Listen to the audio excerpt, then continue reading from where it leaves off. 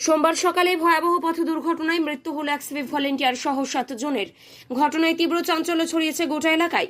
শ্রাবণ মাসের শেষ সোমবার সকালে মৃত্যু হয়েছে পুণ্যার্থীদের। এদিন সকালে ঘটনাটি ঘটেছে শিলিগুড়ি সংলগ্ন বাগডোগরার মুনি চা বাগান সংলগ্ন হাউদি জোতে।